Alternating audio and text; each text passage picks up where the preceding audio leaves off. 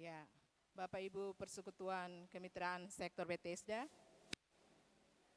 Bapak Pendeta, Bapak Ibu Komisi, Bapak Ibu Majelis Jemaat Sektor Bethesda, selamat malam dan shalom. Selamat datang di acara Natal Kemitraan Sektor Bethesda di bawah sorotan tema Kami Datang untuk Menyembah Yesus Sang Raja.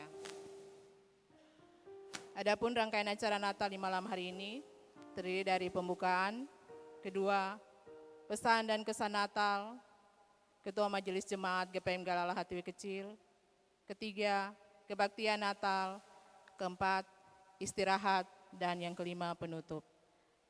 Kita masuk kepada acara yang berikut, pesan dan kesan Natal Ketua Majelis Jemaat GPM Galala Hatiwi Kecil yang akan disampaikan oleh Ketua Sektor Bethesda.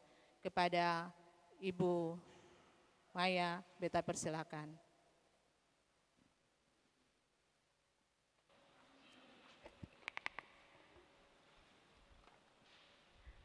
Salam sejahtera bagi kita semua, selamat malam dan shalom. Ya, pertama-tama saya mengucapkan banyak terima kasih karena diberikan kepercayaan mewakili teman-teman majelis jemaat yang ada di sektor Bethesda untuk membacakan kesan dan pesan Natal dari Ketua Majelis Jemaat GPM Galala Hatiwe Kecil. Walaupun sekarang ini beliau ada duduk di sebelah kanan, tetapi kami dipercayakan untuk membacakan pesan dan kesan yang beliau sampaikan kepada jemaat yang ada di Jemaat GPM Galala Hatiwe Kecil. Pak, izin. Ya. Yang terhormat Bapak Ketua Majelis Jemaat GPM Galala Hatiwe Kecil, yang terhormat Bapak Ibu Majelis Jemaat yang ada di Jemaat GPM Galala Hatiwe Kecil terkhusus di sektor Bethesda, begitupun yang terhormat Bapak Ibu Komisi Kemitraan di Jemaat GPM Galala Hatiwe Kecil, dan yang Beta hormati, cintai Bapak Ibu yang ada di sektor Bethesda, wadah pelayanan perempuan maupun wadah pelayanan laki-laki yang ada di sektor Bethesda. Katong sebagai umat yang percaya kepada Tuhan yang Maha Kuasa, patutlah katong bersyukur karena atas perkenaan Tuhan sudah katong lalui 1 tahun. Kalau hitung-hitung sisa berapa hari lagi katong akan lewati. Karena kasih dan sayang Tuhan katong boleh ada sampai saat ini. Katong patut berucap syukur dan berterima kasih kepada Tuhan Allah, Kepala Gereja yang selalu memberikan kasih-Nya kepada katong di dalam kehidupan yang selalu katong jalani. Kemuliaan bagi Allah di tempat yang maha tinggi dan damai sejahtera bagi kita yang berkenan kepadanya. Katong membangga memiliki Allah seperti Yesus yang mau hadir ke dunia demi pendamaian penebusan dosa serta pemulihan katong semua punya iman. Sebab itu sudah pantasnya katong harus merayakan peristiwa agung ini dengan penuh makna dan katong harus punya pembaharuan iman. Bapak Ibu, anak-anak yang kami kasihi di dalam Tuhan kita Yesus Kristus, Natal adalah kabar sukacita, kabar damai sejahtera. Memang kalau dikaji kembali dalam kehidupan yang katong lalui kurang lebih setahun hampir berlalu, bukan saja sukacita yang selalu katong dapati, adapun juga duka cita yang katong lalui. Bukan hanya damai tetapi perselisihan, bukan hanya sejahtera tetapi penderitaan, bukan hanya bahagia tetapi kesedihan. Ada krisis pangan, ada krisis ekonomi, ada politik, ada bencana yang terjadi di mana-mana. Namun dengan kehadiran Yesus Kristus, Ketong seharusnya tidak merasa resah, sing boleh gelisah, sing boleh bimbang, sing boleh luka hati, sing boleh patah hati, dan sing perlu takut. Karena ketong semua memiliki Kristus Sang Raja yang adalah penolong yang lebih besar dari setiap masalah dan pergumulan ketong semua. Sebagai majelis jemaat, sebagai subkomisi, sebagai pengurus wadah pelayanan perempuan laki-laki yang ada di sektor, marilah ketong kembali merenung sejenak pelayanan yang ketong lakukan selama ini. Apa yang telah ketong buat for Tuhan? Ketong percaya bahwa selama ini ketong telah berupaya melakukan yang terbaik untuk Tuhan. Namun dengan ketong punya keterbatasan, tentu ketong semua yang pernah akan luput dari setiap kekurangan, bahkan kelalaian. Namun pada perayaan Natal saat ini, saya mengajak ketong semua saling mengasihi satu dengan yang lain, saling memahami, saling memperbaiki, agar pelayanan yang ketong lakukan terus berjalan dengan baik, serta yang terpenting adalah ketong pung iman yang akan semakin bertumbuh dewasa bersama Kristus Yesus.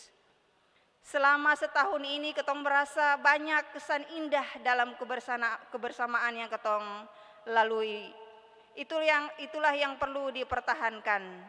Namun kesan yang membuat hati terluka, mari ketong balut dengan damai sejahtera dari Tuhan. Ketong percaya apapun yang sudah dilalui tahun ini merupakan proses Tuhan yang membuat iman ketong semakin baru dan membentuk pelayanan ketong semakin kokoh dan semakin kuat. Persekutuan perayaan Natal yang dikasihi Tuhan Yesus Kristus.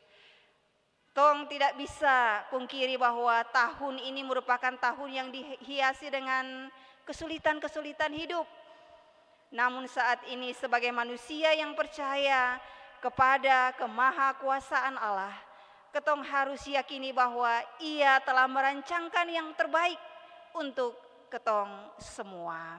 Bahwa rancangan Tuhan adalah rancangan damai sejahtera dan bukan kecelakaan. Ketong harus selalu bersyukur bahwa sampai saat ini pemeliharaan Tuhan nyata dalam ketong punya kehidupan yang ketong lalui hari lepas hari.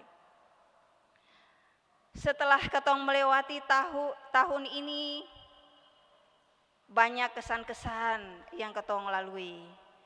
Kini ketong akan masuk di tahun baru dan saat ini ketong merayakan sukacita Natal bersama. Maka perkenankan saya menyampaikan pesan Natal kepada kita ketong semua.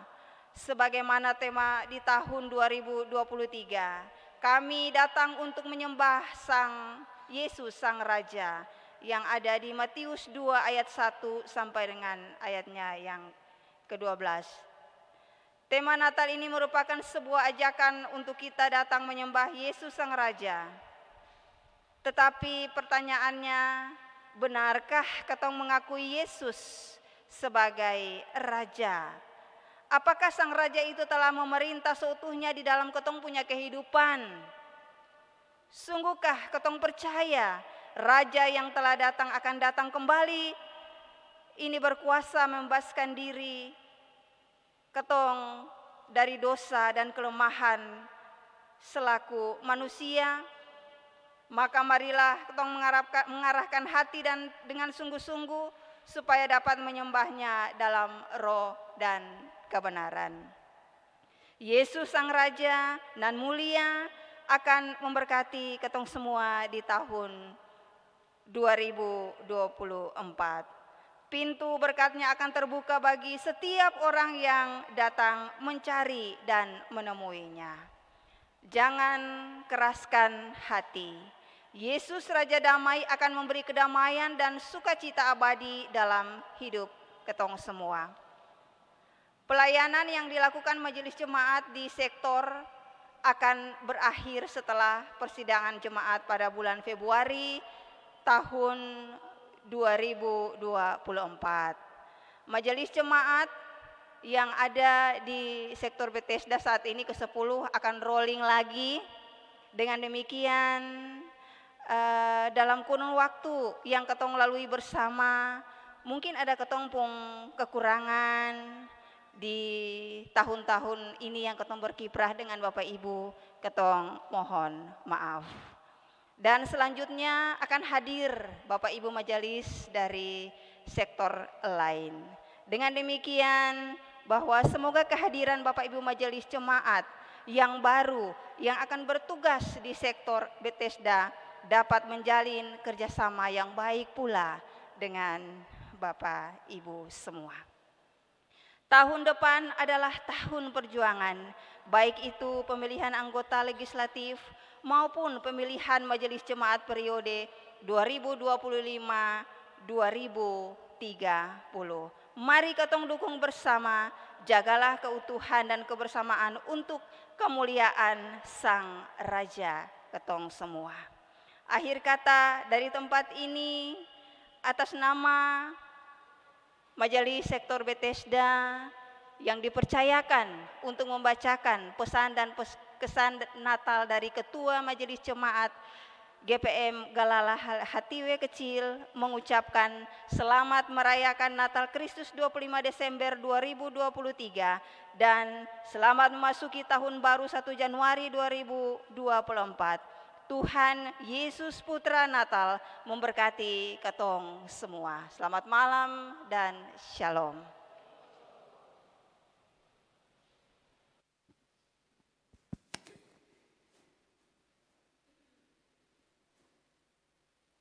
Ya, selanjutnya kita akan ada dalam kebaktian Natal di malam hari ini. Dan kebaktian ini akan dipimpin oleh Bapak Ketua Majelis Jemaat, Bapak Pendeta Edi Wayabula. Kepada Bapak dipersilakan.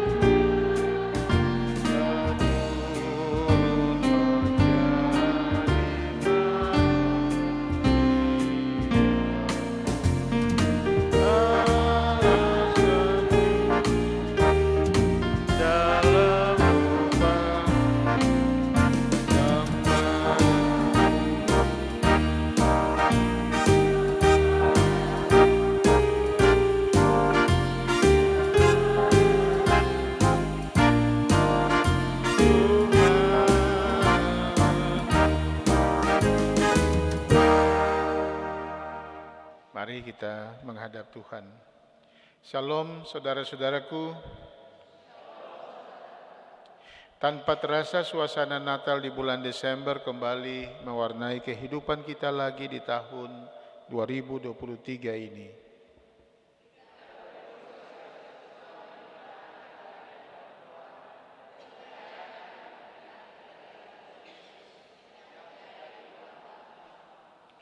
Kelahiran Tuhan Yesus sebagai peristiwa sejarah iman di kota Bethlehem menandai karya keselamatan Allah bagi umat manusia.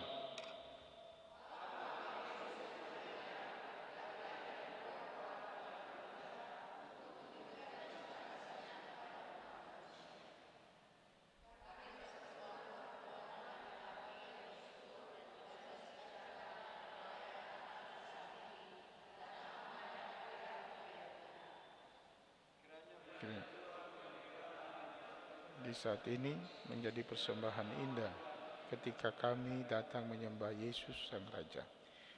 Terima dan sambut serta berkati kami ya Tuhan, untuk kami teruskan sukacita Natal ini dalam seluruh panggilan dan pelayanan kami. Jadilah kiranya perayaan Natal Kristus persekutuan kemitraan laki-laki dan perempuan jemaat GPM Gelala Hatiwe Kecil Sektor Bethesda, di dalam nama Allah Bapa, Putra Natal Yesus Kristus dan Roh Kudus, damai sejahtera menyertai saudara-saudara. Amin, ya amin. Jemaat dipersilakan duduk. Kita kidungkan nyanyian Kidung Jemaat 96.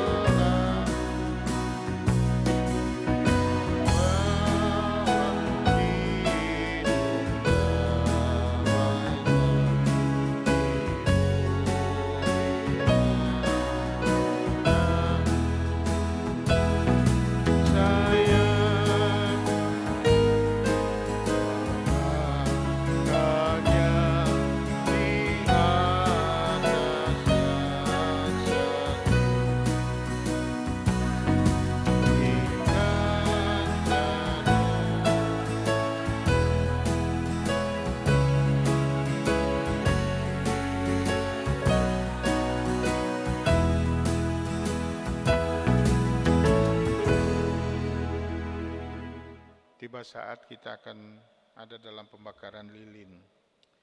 Jemaat, saatnya kita menyatu dengan keheningan, mengarahkan hati dalam sembah, menyatukan puji bagi Sang Halik, sebab terangnya bercahaya. Terang itu membakar dan menyinari hidup kita. Kidung Jemaat nomor 3, nyanyian rohani nomor 31 kita.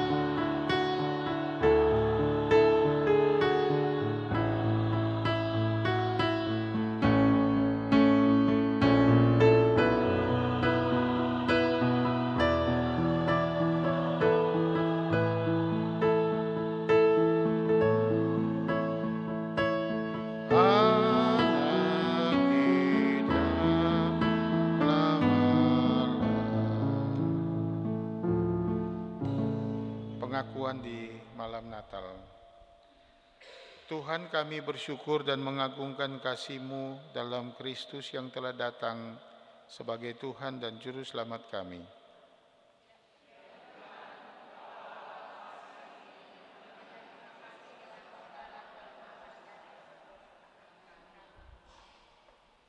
Sebagai laki-laki, kami belum menjadi nabi dan iman dalam keluarga serta persekutuan kami.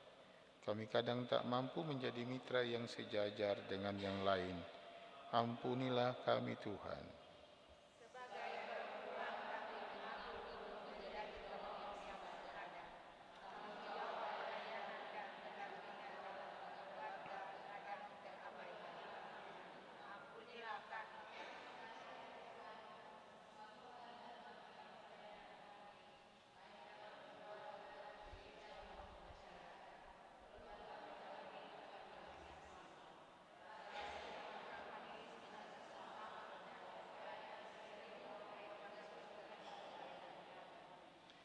Ampunilah dan kasihanilah kami, Tuhan. Kiranya dengan kelahiran-Mu yang kami rayakan di saat ini, dapat kembali menyegarkan komitmen kami untuk teruskan kasih dan anugerah-Mu dalam pelayanan, serta kesaksian bagi semua orang.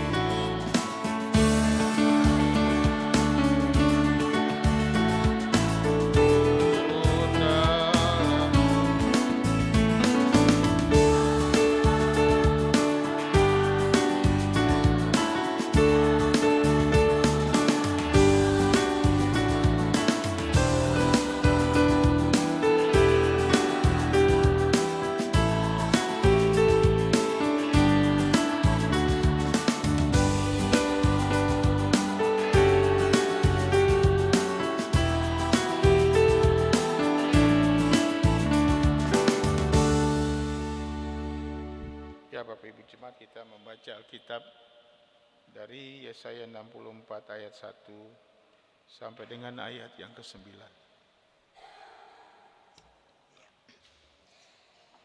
Ya, Bapak Ibu,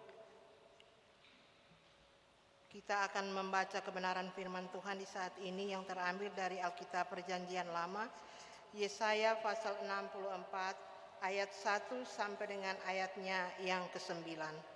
Tetapi sebelumnya, mari kita berdoa.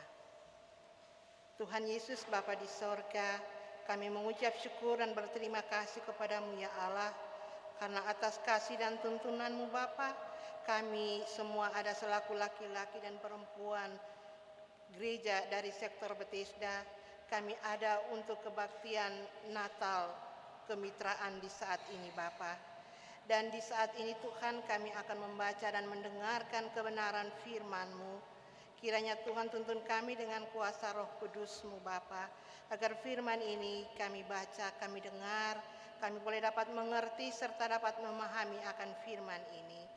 Kami berdoa Tuhan bagi hamba Tuhan Bapak Pendeta Edi Wayabula yang akan merefleksikan firman Tuhan di saat ini bagi kami semua. Kiranya Tuhan berkati Bapak Pendeta dengan segala kesiapannya. Bersabdalah kepada kami ya Tuhan, kami siap untuk mendengarkan apa kata firman-Mu di saat ini. Amin. Yesaya 64 ayat 1 sampai ayatnya yang ke-9 yang berbunyi demikian. Sekiranya engkau mengoyakkan langit dan engkau turun, sehingga gunung-gunung goyang di hadapan-Mu. Seperti api membuat rangas menyala-nyala, dan seperti api membuat air mendidih, untuk membuat nama-Mu dikenal oleh lawan-lawan-Mu. Sehingga bangsa-bangsa gemetar di hadapan-Mu, karena engkau melakukan kedahsyatan yang tidak kami harapkan, seperti tidak pernah didengar orang sejak dahulu kala. Tidak ada telinga yang mendengar, dan tidak ada mata yang melihat seorang Allah yang bertindak bagi orang yang menanti-nantikan Dia. Hanya Engkau yang berbuat demikian. Engkau menyongsong mereka yang melakukan yang benar dan yang mengingat jalan yang kutunjukkan. Sesungguhnya Engkau ini murka sebab kami berdosa, terhadap Engkau kami memberontak sejak dahulu kala. Demikianlah kami sekalian seperti seorang majis, dan segala kesalehan kami seperti kain kotor. Kami sekalian menjadi layu seperti daun, dan kami lenyap oleh kejahatan kami seperti daun dilenyapkan oleh angin. Tidak ada yang memanggil namamu atau yang bangkit untuk berpegang kepadamu, sebab Engkau menyembunyikan wajahmu terhadap kami dan menyerahkan kami ke dalam kekuasaan dosa kami. Tetapi sekarang, ya Tuhan, Engkaulah Bapa kami, kamilah tanah liat, dan Engkaulah yang membentuk kami, dan kami sekalian adalah buatan tangan-Mu. Ya Tuhan, janganlah murka amat, sangat, dan janganlah mengingat-ingat dosa untuk seterusnya. Sesungguhnya, pandanglah kiranya kami sekalian adalah umat-Mu. Demikianlah firman Tuhan.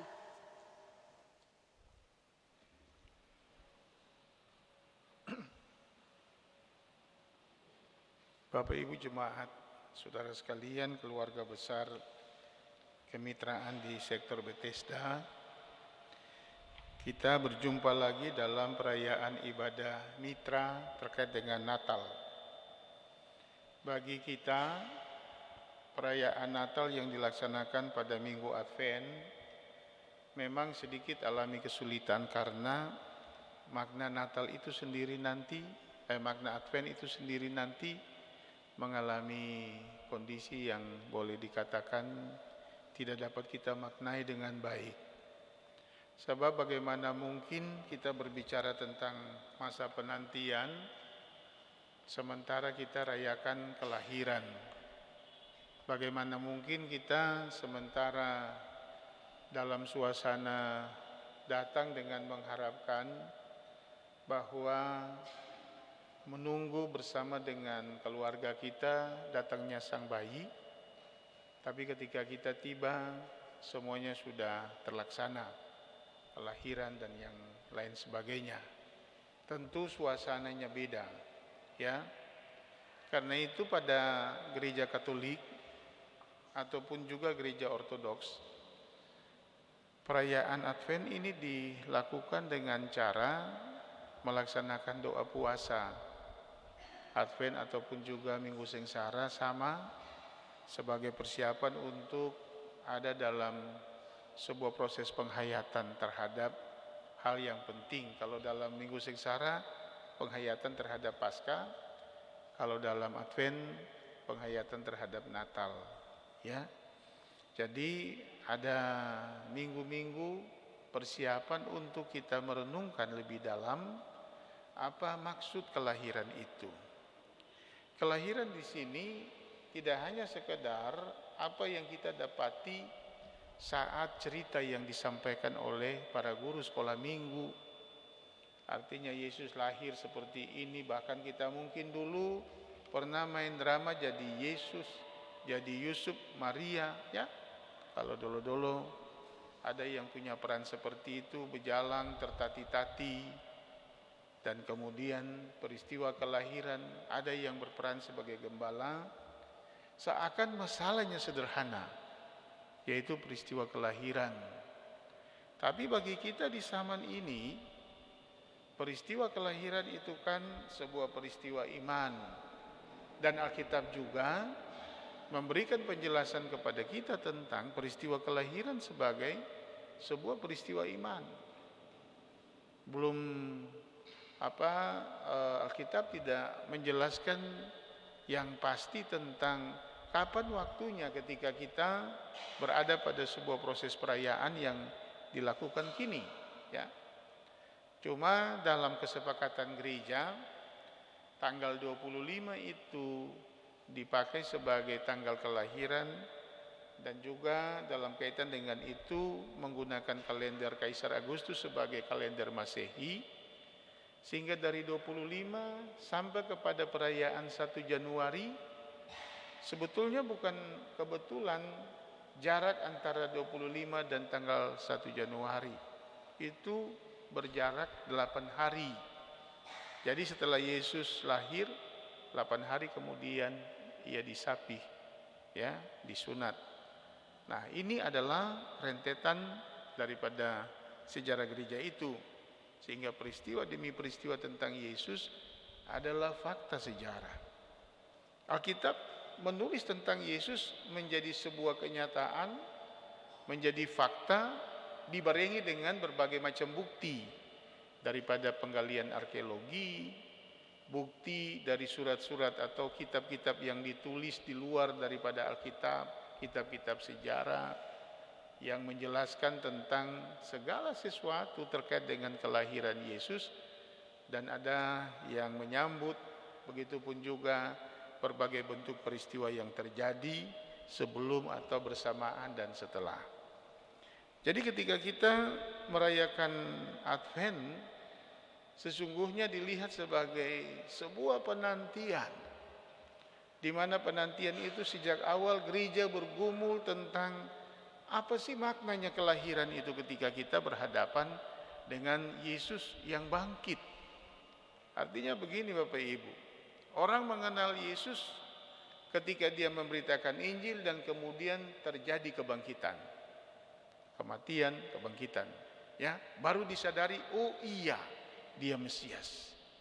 Dan para penulis lalu kemudian mereka lagi apa yang pernah Yesus sampaikan, yang pernah Yesus bicarakan dalam ajarannya, lalu kemudian pemetaan pikiran itulah yang ditulis di dalam Alkitab, baik Markus, Matius, Lukas, Yohanes, nanti juga oleh surat-surat Paulus dan yang lain.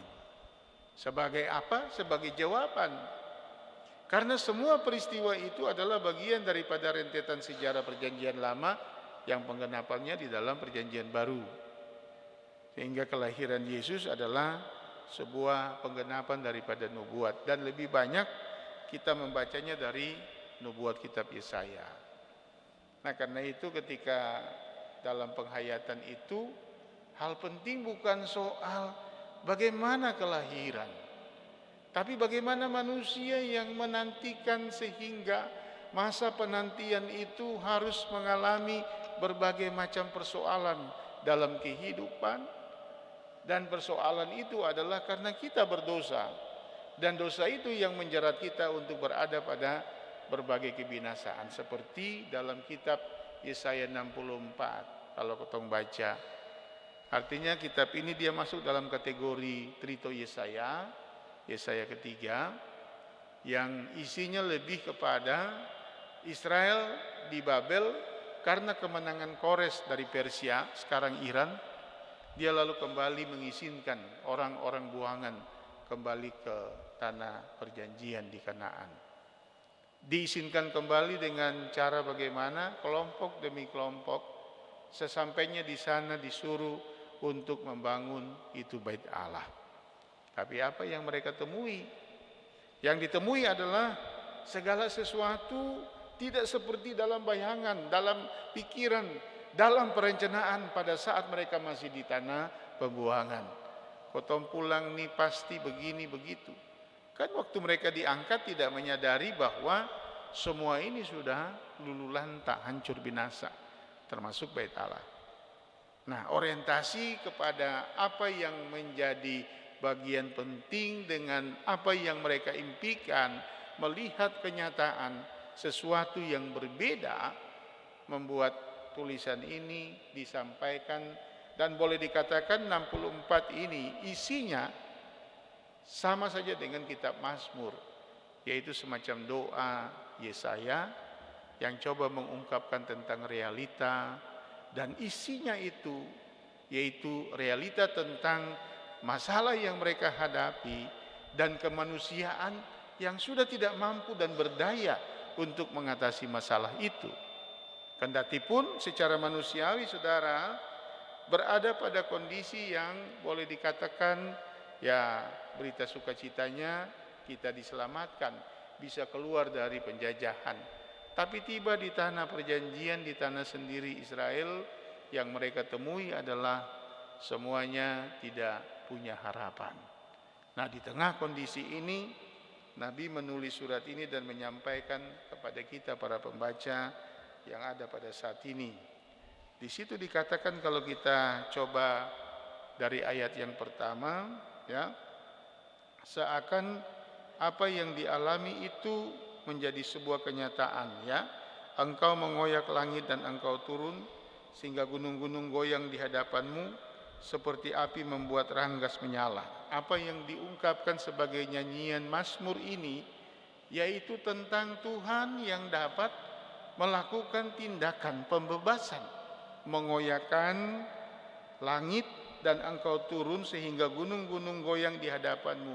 Gambaran daripada segala kekuasaan yang dengannya Israel lumpuh dan takluk, itu kini sudah dihancurkan, sudah digoyang oleh Tuhan. Dan Israel melihat itu dengan doa bahwa mereka punya masalah yang begitu besar yang membuat mereka ada di tanah Kanaan. Kini mereka sudah kembali untuk melihat bahwa Tuhan sudah ambil alih perkara mereka dan kekuatan besar itu sudah digoyang, sudah dikoyakkan. Berarti bagi kita pelajarannya apa? Pelajaran yang pertama dari bagian ini saja, kita bisa melihat bahwa cara Tuhan menyatakan kasih-Nya kepada kita adalah Dia tidak pernah membiarkan kita di tengah penderitaan dan seakan penderitaan itu harga mati atau kemalangan, kegagalan itu harga mati. Saya selalu sampaikan itu.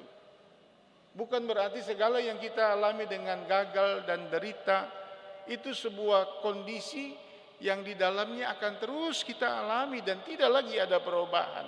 Kalau tidak lagi ada perubahan, salahnya siapa?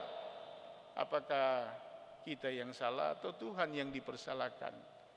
Nah, Mazmur Yesaya ini mengatakan, sekiranya engkau menggoyahkan langit dan engkau turun, sehingga gunung-gunung goyang di hadapanmu, seperti api membuat ranggas untuk membuat nama, karena engkau melakukan dahsyatan tidak kami harapkan, seperti tidak pernah didengar orang sejak dahulu kala. Jadi tidak ada telinga yang mendengar dan tidak ada mata yang melihat seorang Allah yang bertindak bagi orang yang menanti-nantikan Dia. Hanya engkau yang berbuat demikian. Jadi seakan mereka merasa penderitaan itu sudahlah, mereka harus terus ada di situ. Sudah tidak lagi ada harapan. Tapi Allah yang dikatakan di dalam ayat keempat bagian terakhir, hanya engkau yang berbuat demikian.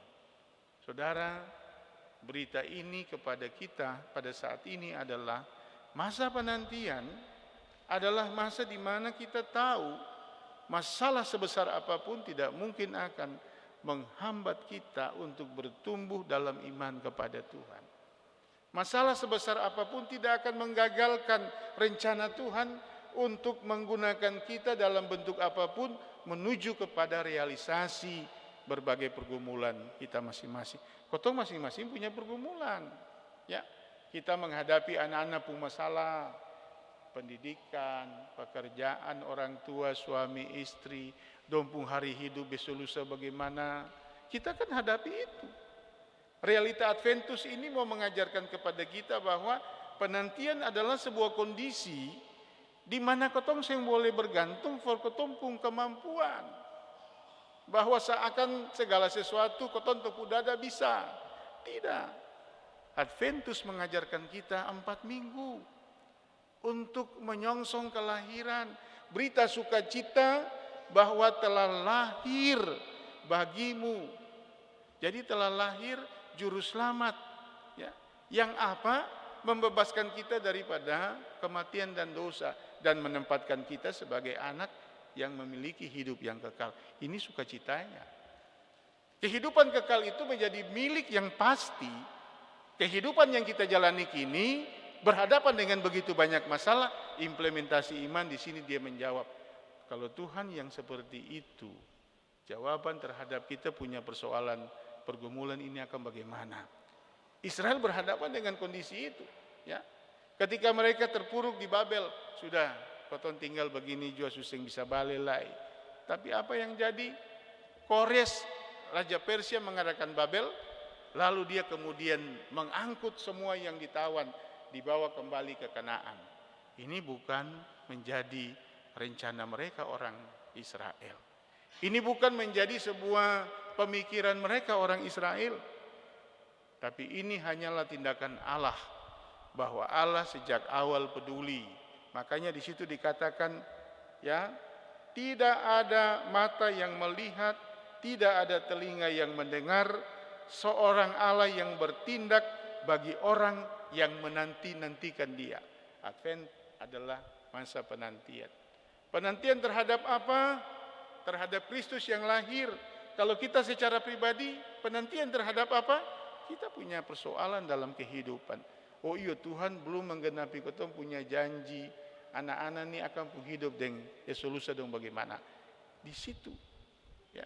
Di situ kita memaknainya dengan iman bahwa Yesus yang kita percaya, mana mungkin dia membiarkan kita galau dan hanya menapaki hidup dengan bertolak daripada kemampuan yang ada pada kita. Kotong pun gaji berapa, kotong pun pendapatan berapa, lalu dong ini mesti sampai sekolah yang hebat-hebat, dong besok lusa dapat kerja, kotong mau sogok bagaimana? Pikiran kita kan seperti itu, ya. Pikiran kita banyak untuk memecahkan masalah, apalagi ibu rumah tangga. Bangun pagi-pagi les mulai pikir hari ini kita makan apa, apalagi kalau saya nggak ada uang, ya. Ini bagaimana? Kalau macam dolo-dolo tinggal pi kabong, pi cabu kasbi selesai. Pergi ke laut, metika, pergi buang mata kail, suhela ikan bulana kah apakah? Itu gampang. Kotong pun Bapak Pais satu kali pergi dengan perahu tuh, kita tanya bagaimana jadi keseng. Antoi bilang, aduh yang penting for makan saja. Kalau dulu kan, kalau sekarang yang penting for makan, kalau dulu kan masih bisa sisa jual. Ya. Tapi begitu, sekarang ini semua diukur dengan uang. Lalu apakah memang ini menjadi harga mati, bahwa seakan tidak ada sesuatu yang melepaskan kita dari kelabunya masa depan kita masing-masing. Firman ini mencoba menggambarkan kepada kita, Israel sudah sampai pada titik terendah daripada kehidupan. Tidak lagi ada masa depan yang bisa memberikan jaminan dan harapan. Mereka hanya menantikan nanti Tuhan bikin apa. Ternyata Tuhan pakai tangan kekuatan lain untuk membawa mereka kembali ke Kanaan. Tuhan pakai kekuatan lain menghancurkan kekuasaan Babel dan mereka ini dipulangkan. Saudara, itu cara Tuhan. Itu cara Tuhan. Makanya bagi kita yang menanti-nantikan dia, tidak ada yang mustahil. Berita Adventnya di situ. Makanya bagaimana cara kita menanti-nantikan? Engkau menyongsong mereka yang melakukan yang benar dan yang mengingat jalan yang kau tunjukkan. Yang pertama, cara kita adalah melakukan kebenaran dan mencari petunjuk Tuhan. Ya. Jadi Tuhan hanya menyongsong, Tuhan hanya menghampiri, Tuhan hanya menunjuk kepada umat yang menanti-nantikan dia. Makanya untuk umat Katolik, masa Advent kita tidak melakukan pesta pora, tapi mereka doa dan meditasi. Doa dan meditasi apa? Oh iyo, tahun ini kotong hitung, kotong punya banyak yang gagal. Papa pun ini seakan-akan akan sempernalia maju-maju. Kotong dopu rencana mau bikin ini nih akan sempurna bisa selesai. Kan begitu, kita punya masalah hidup. Nah, dalam masa-masa Adventus ini sebetulnya bagaimana kita mendekati Tuhan dalam doa. Kalau hal yang terlalu besar yang tidak mampu, Tuhan cuma bilang, masalah begini, saya bisa cuma doa saja, mesti doa dengan puasa. Nah, Adventus adalah masa dan umat Katolik lalui itu. Sebagai sebuah tradisi gereja, dan itu sejak awal gereja ini ada, untuk apa? Untuk kita menaruh pikiran, keyakinan dan iman bahwa kedatangan Tuhan itu bukan lagi dalam wujud fisik sebagai bayi, tetapi sebagai hakim, tapi wujud daripada kepedulian Tuhan itulah yang kita alami sekarang.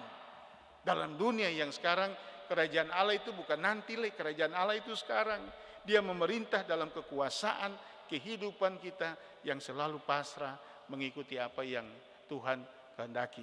Makanya yang pertama itu, dengan melakukan yang benar, mengingat jalan yang kau tunjukkan. Jadi pertama kita mengingat, melakukan yang benar, dan mengingat apa yang Tuhan tunjuk. Kalau Tuhan bikin begini, ya, iko ambil contoh kalau ketong pun orang tua-tua dalam dong punya sejarah hidup, kadang-kadang dong bawa ketong di ketong pun dusun nyong, ini batas di sana dengan om ini batas dengan keluarga ini di sini. Setunjuk batas itu, ketong ingat supaya ketong tahu ketong pun tanpa nih, ketong pun dusun nih, cuma itu akang saja. Jangan masuk lagi itu orang punya dan sebagainya. Nah sama seperti itu, apa yang Tuhan tunjukkan, apa yang Tuhan katakan, pengalaman-pengalaman hidup intinya itu adalah Yesus cuma sederhana yang beta selalu bilang, bicara tentang kasih.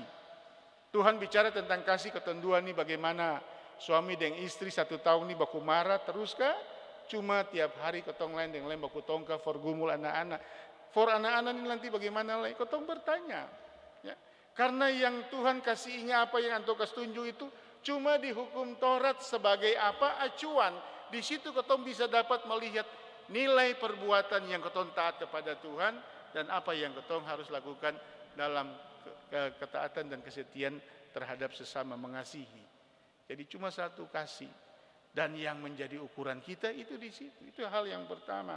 Hal yang kedua, demikian kami sekalian seperti orang najis dan segala kesalehan kami seperti kain kotor. Kami sekalian menjadi layu seperti daun dan kami lenyap oleh kejahatan kami seperti daun. Tidak ada yang memanggil namamu. Yang kedua, doa. Ya.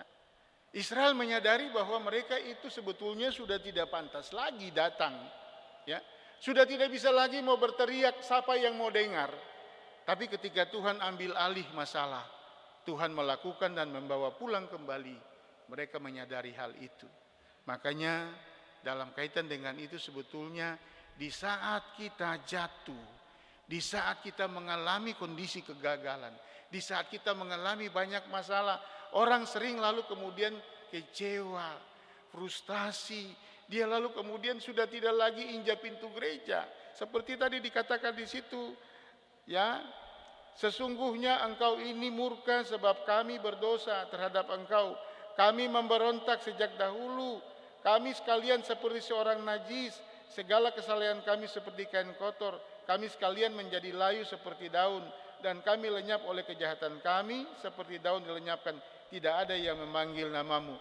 Doa dan segala macam itu suka tinggal jauh. Ibadah suseng lagi. Karena apa? Mau bikin apa lagi Tuhan juga sing dengar. Segala sesuatu juga Tuhan sing jawab. Ya, apalagi su tinggal kondisi begini tunggu mati sah. Itu istilah orang Israel bilang, kau sudah dalam keadaan begini cuma tinggal tunggu waktu sah. Ya, akhirnya relasi dengan Tuhan terputus sama sekali. Ya, jadi makanya kembali untuk memulihkan itu, Tuhan tidak mengukur kita berdasarkan besar kecil dosa yang disebut najis tadi. Itu karena ketong punya perasaan. Israel merasa bahwa mereka itu sudah tidak layak dan karena itu sudah tidak mau lagi melakukan komunikasi. Dan ini menjadi hal yang paling penting. Saat kita terpuruk, saat kita menghadapi persoalan, jangan kita mempersalahkan Tuhan. Tapi mari membangun komunikasi yang intens. Sebab pengalaman membuktikan banyak hal ketika kita mengalami hal yang sama sekali Tuhan tidak memberikan jawaban. Kita memperontak lalu mempersalahkan Tuhan. Susempi ibadah, susempi ini, susempi itu lalu mempersalahkan ini karena pengurus bilang begini, ini karena ibadah nih akhirnya beta dan beta pun laki baku pukul dan sebagainya. Kadang kita lalu mempersalahkan persekutuan yang dibangun untuk memuliakan Tuhan. Kadang kita mempersalahkan Tuhan hanya karena masalah kita. Nah karena itu saudaraku, hal yang kedua adalah mari kita membangun kekuatan doa yang tadi saya bilang dalam Adventus orang Katolik doa puasa itu sebagai hal yang intens. Yang berikut, tidak ada yang memanggil atau yang bangkit untuk berpegang kepadamu sebab engkau menyembunyikan wajahmu terhadap dan mengenakan kami ke dalam kepuasan. Tetapi sekarang engkaulah Bapa kami. Pengakuan. Kenapa dia bilang Bapa? Ya, karena Bapa yang mungkin ana minta roti kasih kalajengking. Kotong saja secara manusiawi, ketika ana minta itu memang kotong mungkin alasan, apalagi mama-mama dong, kalau seng ada uang dong putar sana supaya apa? Mau bilang mau seng kasih, padahal memang intinya seng ada uang. Tapi kalau itu nanti dong ingat 1-2 hari dong cari, dong tetap kasih sebagai orang tua. Nah kalau Tuhan, masa Tuhan mesti kasih biar? Atau kotong minta ini atau kasih yang lain? Ya, ada seorang yang duduk di bawah pohon beringin, ya. Dia duduk dan dia bilang, pohon besar ini dia punya buah kok kecil. Oh Tuhan seng adil, ya. Tuhan seng adil, kenapa pohon besar begini buah kecil-kecil seng laku, buah kecil-kecil begini. Dia lihat pohon kelapa, itu pohon yang cuma jaga berapa saja akan membuah besar, ya. Dia duduk mengantuk tak tidur di bawah pohon beringin itu. Tiba-tiba ada 1-2 buahnya itu jatuh. Dia lalu kemudian mengangkat ke atas dan dia berkata, Tuhan adil. Bayangkan kalau tadi sebesar buah kelapa yang jatuh, apa jadinya dengan dia? Ya, kotong mungkin tidur di bawah pohon kelapa, kotong tidur di bawah pohon rimbun dan Tuhan tahu itu. Karena itu kadang-kadang kotong bisa berdasarkan pikiran kita memahami rencana Tuhan. Mazmur bilang terlalu ajaib, terlalu besar. Dan itu kita tidak bisa memahami rencana Tuhan. Makanya ketika kotong memahami rencana Tuhan, dengan cara Tuhan punya tindakan kepada kita, kotong cuma bikin bersyukur. Paulus itu nasihat banyak tuh, minta terima kasih, syukur dan doa dalam tulisan-tulisannya. Karena apa? Menghadapi masalah besar, bukan kita membalas dengan emosi, mempersalahkan Tuhan, tapi bersyukur karena kita bisa mengalami hal itu. Ya, Paulus selalu katakan demikian. Ya, makanya dia selalu berkata kepada kita, mari mengucap syukur senantiasa. Bahkan kalau dia, bagiku hidup adalah Kristus, mati adalah keuntungan. Kenapa dia memandang kematian adalah keuntungan? Karena dia memandang penderitaan sampai kepada kematian, itu bagi dia sesuatu yang sangat menguntungkan. Karena di dalam Kristus ketika dia hidup, penderitaan itulah yang dia alami. Ya, dan kalau dia mati, dia diizinkan oleh Tuhan untuk mengalami kematian, berarti dia lepas daripada berbagai macam persoalan hidup. Makanya dia bilang untung. Kalau bagiku hidup adalah Kristus. Kristus adalah gambaran daripada derita yang dia alami dari waktu ke waktu. Tapi apakah dia menolak? Tidak. Apakah dia menyangkal? Tidak. Apakah dia mempersalahkan Tuhan? Tidak. Nah karena itu saudaraku yang terkasih, sekali lagi ungkapan kotong mengingat kembali bahwa ketika kita berdoa, ketika kita mengakui Yesus adalah Tuhan Allah dan Bapa kita, relasi itu mengingatkan kita kalau Tuhan sebagai Bapa, apakah Dia akan membiarkan kita sebagai anaknya ini terlunta-lunta? Apakah kita dibiarkan hanya sebagai anak yang tidak mempunyai seorang bapa yang penuh dengan kasih? Tidak mungkin, saudara. Dan hal yang berikut, saudaraku, apa yang mesti kita doakan? Ya, dan kami sekalian adalah buatan Engkaulah yang kami tanah liat dan Engkaulah yang membentuk kami. Pengakuan bahwa kotong ini seng ada arti. Jangan kotong topu dada, bilang kotong hebat. Kotong cuma tanah liat, Tuhan yang menciptakan. Ya, makanya kalau orang topu dada bilang kata, ose hina-hina manusia, anggap kotong hebat, kotong lebih luar biasa, itu sebetulnya orang itu sementara menghina Tuhan. Ya, karena menganggap diri lebih dari Tuhan. Padahal dalam kesadaran Adventus, mengapa doa puasa kita harus tunduk dan takluk. Kita harus berada dalam sebuah proses merendahkan diri, bahwa kotong ini cuma tanah liat, segumpal tanah yang tidak ada artinya di hadapan manusia dan Allah. Dan kalau itu berarti jangan kita tepuk dada menghadapi sesama dan orang lain. Kita mengasihi, kita menumpangkan. Makanya dalam Advent itu banyak orang lakukan kegiatan mengunjungi orang tua jompo, memberikan pelayanan kepada orang-orang miskin, janda, duda, anak yatim, dan sebagainya, sebagai bentuk kepedulian bahwa kita ini semua sama. Kita ini adalah bagian daripada tanah liat buatan tangan Allah, dibentuk oleh Allah. Apalagi yang dikatakan di situ, kami sekalian adalah buatan tanganmu. Ya Tuhan, janganlah murka. Jadi intinya itu saja saudara. Ketika kita jalani kehidupan di masa Adventus, kotong lihat kotong ni sapa. Kalau kotong ni sapa dan kotong ini anak, Tuhan tidak pernah tinggalkan kita. Makanya Natal adalah berita sukacita. Karena dia telah lahir. Dan kelahiran itu sudah adalah sebuah kepastian. Dan kelahiran itu bukan persoalan terjadi kemarin. Tapi persoalan kini dalam iman kita dapat menikmati pembebasan daripada berbagai persoalan yang kita alami. Itu duduk intinya daripada berita Natal. Sehingga malam ini sebuah sukacita ketika kita rayakan Natal kemitraan. Sebab apa? Kita diingatkan kembali lagi Tuhan peduli dengan kita. Ketika 1 tahun kita jalani hidup bersama. Kadang ada suka, kadang ada duka, kadang ada senang, ada yang manis, kadang ada bercanda ria suami istri, tapi kadang juga ada baku tatoki satu dengan yang lain. Orang tua anak babirma, kotong punya masalah setiap hari, tapi juga kadang berjalan satu dengan yang lain sembaku nganga. Tapi ketika kita masuk pada masa Adventus, semua itu boleh kotong tang-tang akan. Orang tua dulu-dulu bilang waktu mau Natal tanggal 24, sebelum itu kotong lain kasih damai. Karena itu akan kembali kotong cuma tanah lihat. Tuhan memberkati kita. Amin.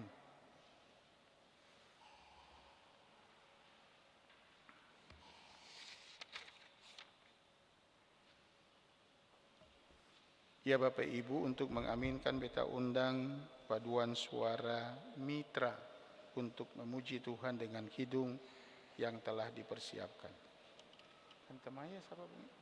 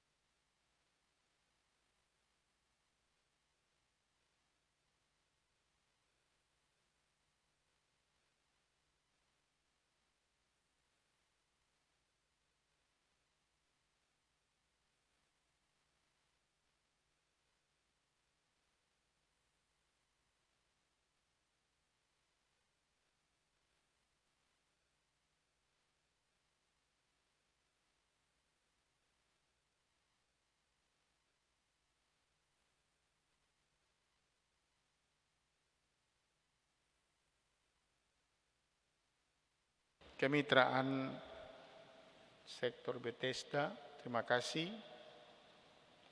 Saatnya kita diberikan kesempatan membawa persembahan dan beta persilakan Ibu Diaken.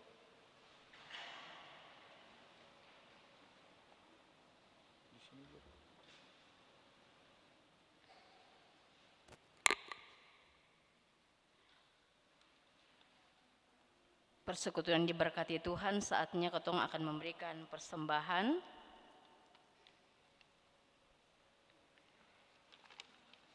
Tetapi sebelumnya, mari ketong berdoa.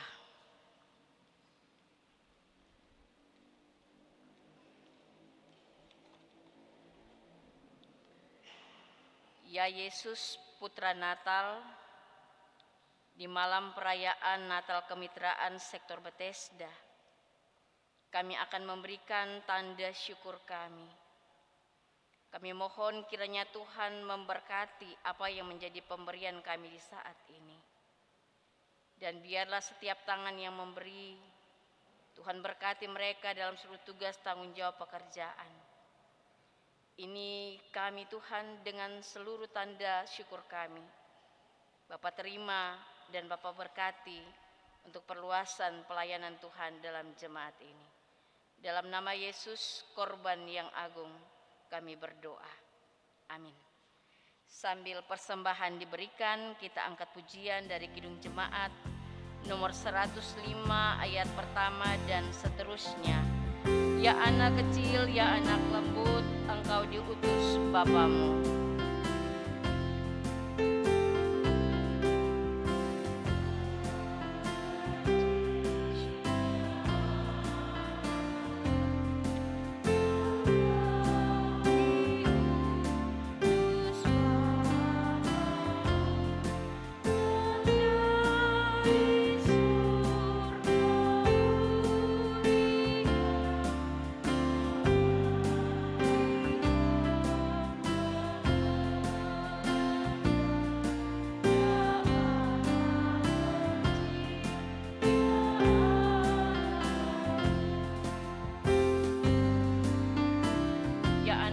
Ya anak lembut, segala dosa kau tebus.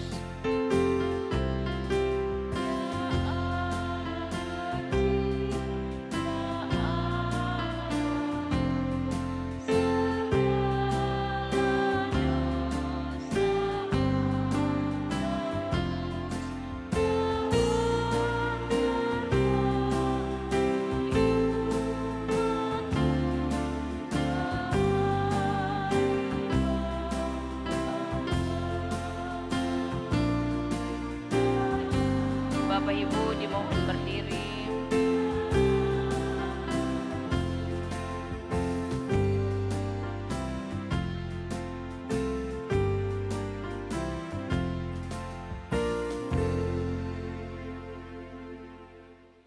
Bapak Ibu dimohon duduk kembali.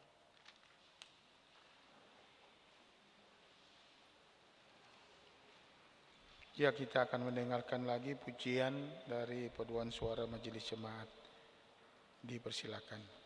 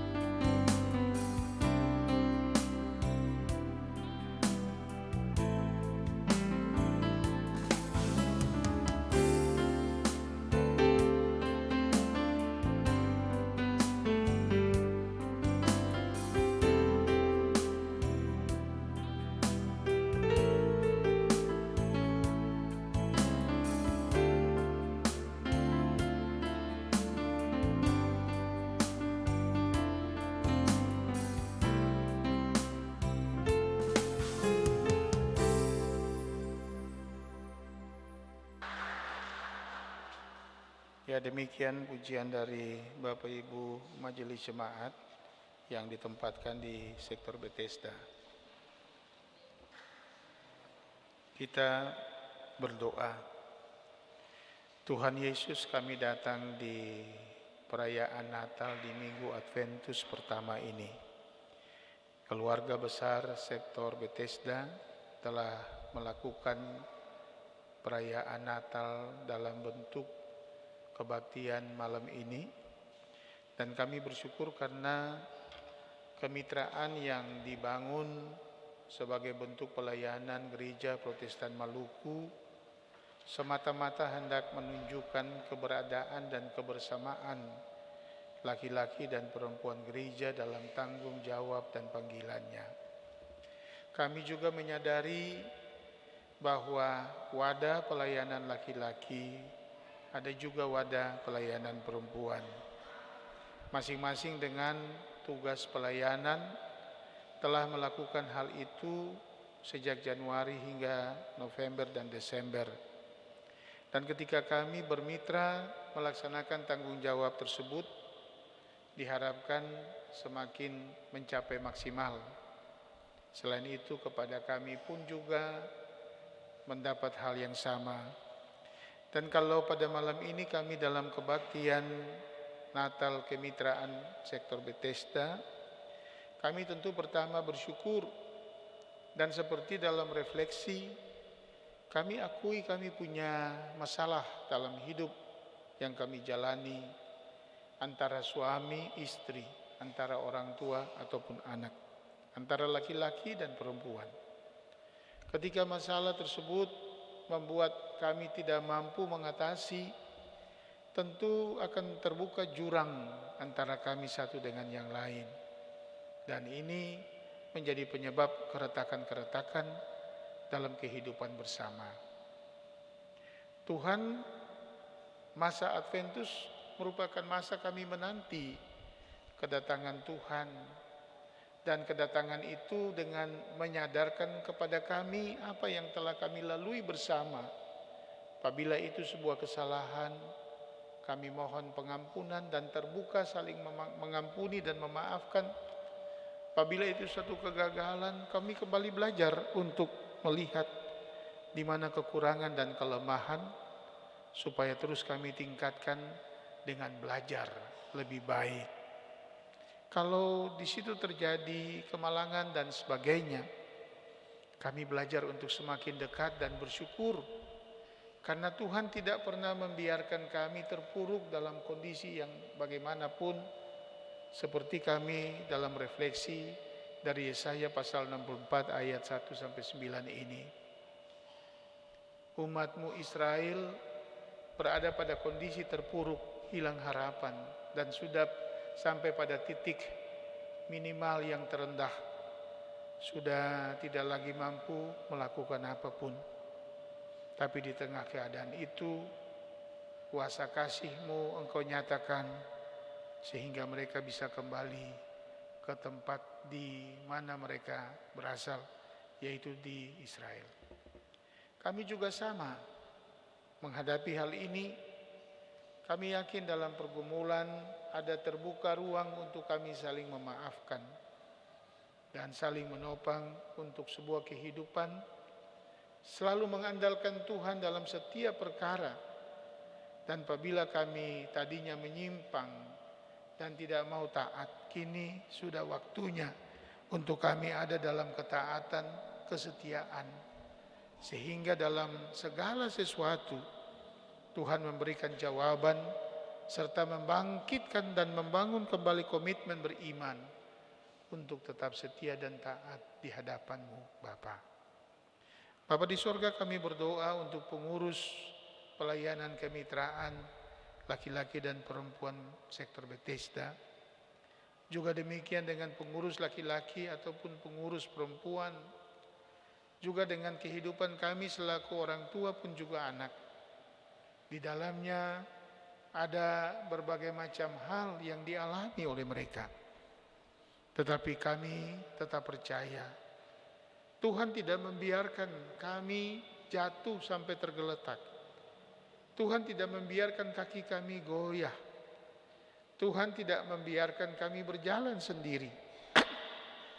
Tapi ada saat-saat di mana Engkau menggendong, Engkau merawat, Engkau memberikan penguatan, dan saat di mana kami yang merasa kehilangan dipulihkan.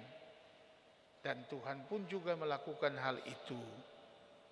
Untuk itu kami membawa ini semua di dalam syafaat malam ini, supaya ketika proses pemulihan terjadi, kembali dengan penuh sukacita, kami akan menghadapi hari esok dengan lebih optimis bahwa Tuhan dapat melakukan perkara besar, mengembalikan kami ke tanah Kanaan, yaitu mengembalikan kepada hak-hak yang kami harus terima dari Tuhan. Janji-janji Tuhan yang Tuhan penuhi dalam kehidupan kami. Dan kami bersyukur dan kami tetap berharap pada penggenapan setiap janji yang sudah Tuhan nyatakan pada setiap kehidupan dan pergumulan kami masing-masing. Ya Tuhan, Engkau tahu segala sesuatu yang ada pada kami. Jadikan itu berkat dalam hidup rumah tangga kami masing-masing. Doa kami untuk keluarga-keluarga yang mengalami kondisi terpuruk karena orang-orang terkasih ada di tengah penderitaan sakit, yang terbaring di rumah atau rumah sakit, faktor usia atau karena derita, kami doakan. Jadikan hati kami yang penuh dengan setia dan cinta untuk tetap taat melayani mereka, untuk tetap setia mendampingi. Begitupun juga dengan proses pendampingan itu. Kami selalu meminta dan berharap kepadamu untuk Tuhan ambil alih perkara kami, membawa kepada kesembuhan, kekuatan, kehidupan, dan keselamatan. Supaya kembali sukacita itu menjadi bagian penting dalam kehidupan bersama. Kami doakan juga majelis pendamping yang ada di sektor Bethesda, Ketua, Bakopel dengan semua pengurus yang duduk dalam Badan Koordinasi Pelayanan Sektor. Kami berdoa untuk berbagai bentuk tanggung jawab pelayanan di penghujung tahun ini. Bapa berkati lewat berbagai bentuk koordinasi, evaluasi untuk mendapat yang terbaik di tahun yang akan datang, membenahi berbagai hal yang masih kurang, dan hal-hal yang kami bawa selalu dalam pergumulan. Pendampingan bagi umat-Mu dan yang lain, kami doakan dan serahkan itu semua pada Tuhan. Begitu juga dengan persembahan syukur sebagai persembahan Natal yang kami bawa di samping bayi melaf di dalam palungan. Kami percaya pergumulan yang kami hadapi, susah dan senang, berat dan ringan, pada waktunya Tuhan nyatakan sebagai jawaban yang penuh cinta dalam kehidupan keluarga kami masing-masing. Ya Bapa, ampuni kami, terimalah segenap persembahan pujian yang kami lantunkan secara pribadi, keluarga, rumah tangga, pun juga yang dilantunkan oleh vokal grup kemitraan dan vokal grup majelis jemaat, juga pemain orgen dan kami sekalian sebagai umat yang terus memuji Tuhan.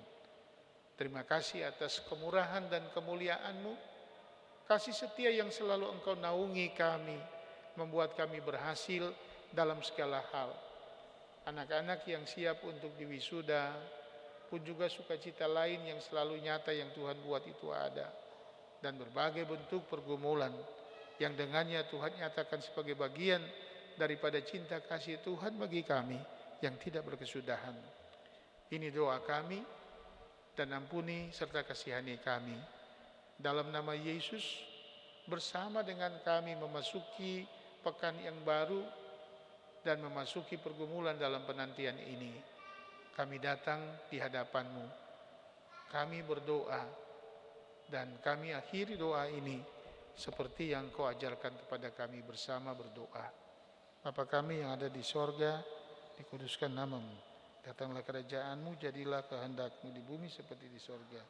Berilah kami pada hari ini makanan kami yang secukupnya, dan ampunilah kami akan kesalahan kami, seperti kami juga mengampuni orang yang bersalah pada kami.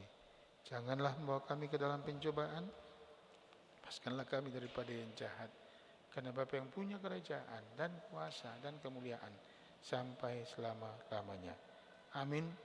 Bapak Ibu diundang berdiri, kita kidungkan nyanyian Kidung Jemaat nomor 100.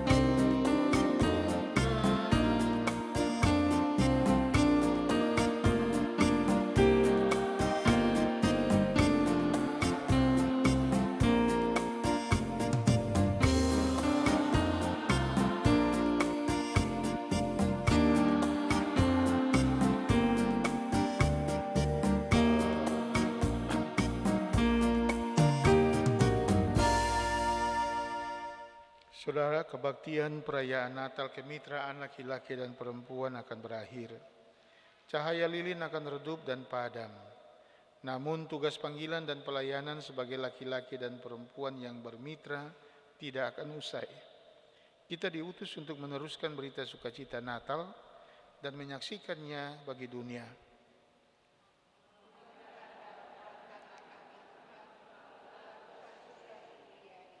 Dan untuk itu terimalah berkat Tuhan. Damai sejahtera dari Allah Bapa dalam cinta kasih Kristus dan oleh tuntunan kuasa Roh Kudus menyertai dan memberkati persekutuan kemitraan laki-laki dan perempuan Jemaat GPM Gelalah Tiwe Kecil Sektor Bethesda sekarang dan selama-lamanya. Amin. Kita kidungkan nyanyian jabat tangan, nyanyian 120.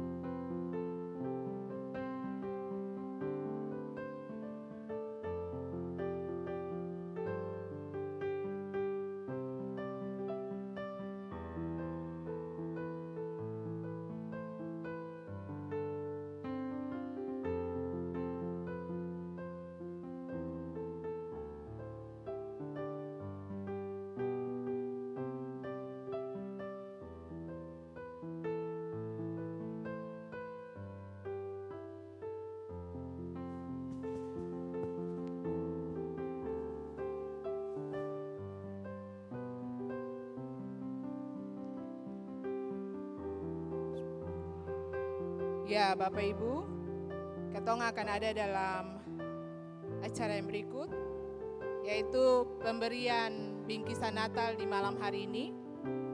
Dan bingkisan Natal yang pertama, kita mengundang Bapak Pendeta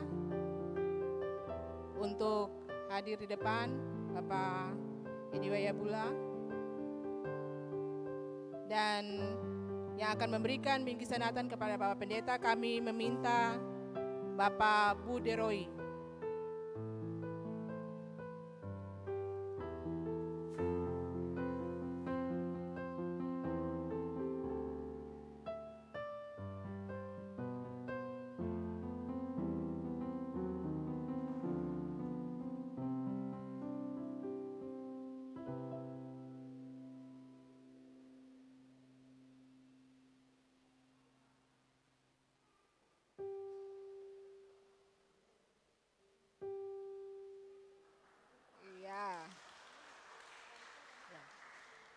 Bingkisan Natal yang berikut, kami mengundang Ibu Rina Walalayo yang sama-sama dengan ketong selama 1 tahun, setengah tahun di wadah perempuan.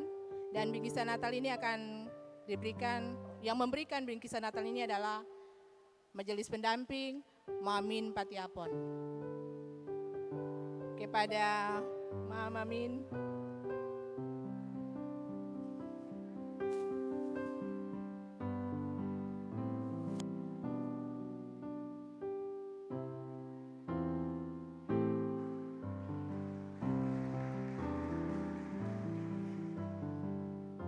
bingkisan Natal yang berikut kepada Bapak Vence Nimbam Baile. Yang mana Bapak? Kita mengundang ke depan, dan yang akan memberikan Ibu Yeni Wadan.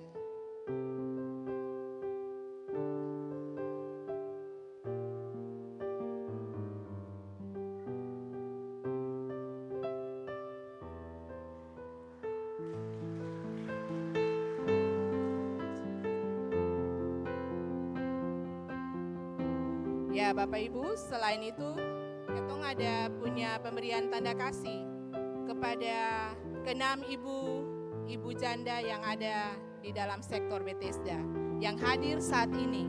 Yang pertama, Mamani Picasso, mohon ke depan. Yang berikut, Usian Sipati. Yang ketiga, Mama Omi Simatau. Yang keempat, Mama Ona Pasanea. Yang kelima, Mama Ai Patiapon. Dan yang keenam, Mama Anto Yosep. Mari ibu-ibu yang akan memberikan tanda kasih kepada ibu-ibu terkasih di malam hari ini, Beta mengundang dengan hormat Bapak Pendeta, Bapak Edi Wayabula untuk memberikan tanda kasih kepada ke-6 ibu di malam hari ini.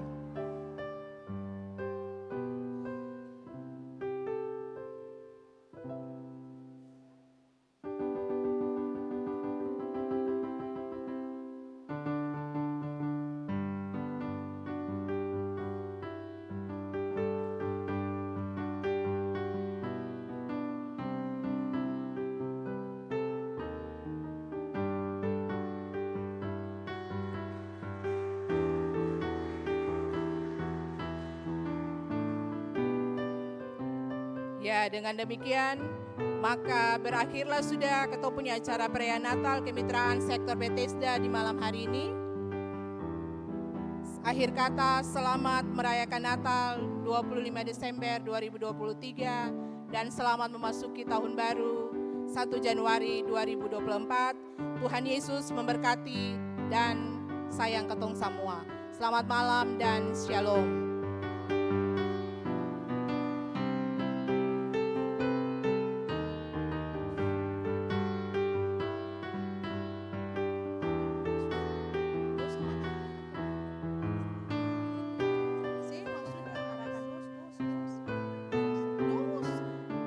Ibu-ibu ketemu punya snack ada di luar.